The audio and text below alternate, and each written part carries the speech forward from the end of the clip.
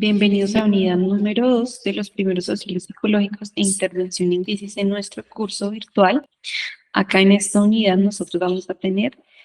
diferentes subtemas, los cuales involucran el abordaje de elementos asociados a la prevención de las conductas que ponen en riesgo el bienestar emocional de las personas.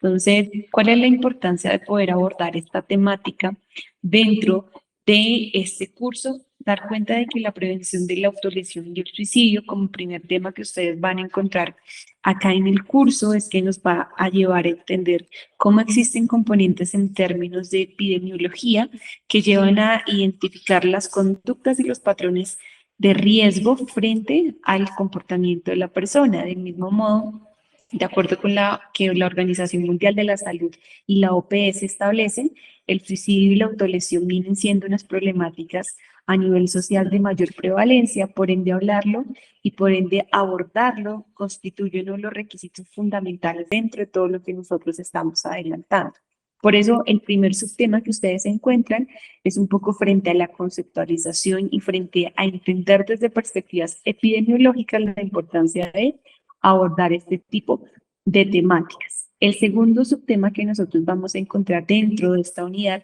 tiene que ver con todo lo que implica hacer procesos a nivel de detectar las señales o los signos de alerta que nos llevan a identificar procesos en los cuales existe un posible riesgo a nivel de la conducta autolesiva. Vamos a revisar fuentes a nivel informativo como el Colegio Colombiano de Psicólogos y ASOFAPSI dentro del abordaje y la comprensión de estas temáticas en nuestra cotidianidad.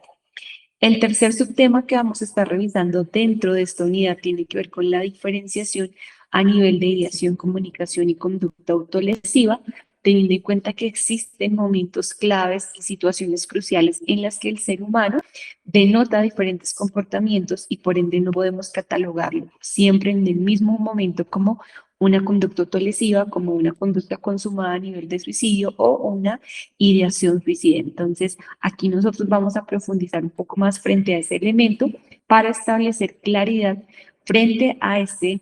aspecto en términos de cómo se comporta este fenómeno a nivel social. El cuarto tema que tenemos son las señales de alarma. Un factor tiene que ver con los factores de riesgo, pero otro tiene que ver con las señales de alarma, en donde allí quizás vamos a estar generando procesos que van a mitigar esos riesgos potenciales y que por ende nos van a llevar a generar elementos a nivel de promoción y de la prevención de este tipo de situaciones y claramente del impacto que genera en las personas. El siguiente subtema dentro del curso que nosotros tenemos tiene que ver con el hecho de identificar y empezar a poner en práctica estrategias para la evaluación del riesgo suicida. Es fundamental que alrededor de lo que nosotros vamos aprendiendo establezcamos alternativas para evaluar ese posible riesgo que se puede estar presentando en una persona. Independientemente que seamos profesionales o no de la salud mental, es crucial saber cómo evaluar, es decir, de qué manera yo puedo preguntar, entrevistar, acercarme a una persona que de antemano está presentando ciertas conductas, ciertos comportamientos que me llevan a identificar que existen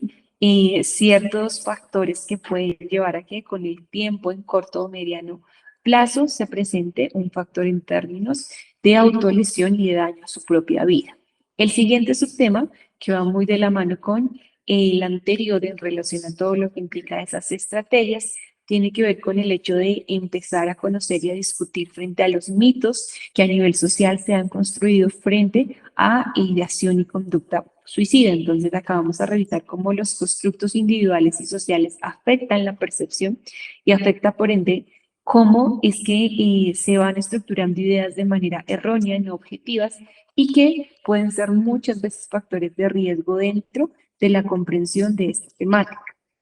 Seguido a ello, nuestro tema final tiene que ver con poder identificar elementos en los que si se presentan situaciones de riesgo, nosotros sepamos qué hacer, ¿sí? A dónde llamar, qué acudir, cuáles son esas líneas de atención y es allí en donde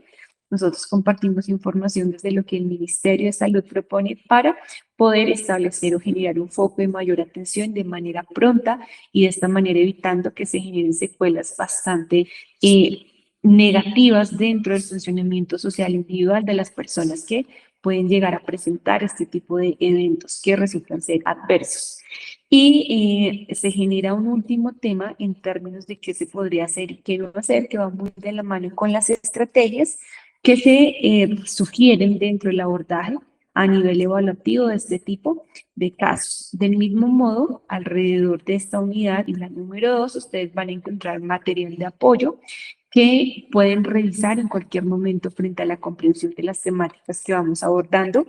Y del mismo modo encontrarán un foro de discusión frente a la conducta suicida, en donde el objetivo es poder conocer diferentes puntos de vista y de esta manera saber cómo abordarlos y cómo poder incluso conocer nuevas estrategias o alternativas para abordar este tipo de eventos que a nivel social tienen un alto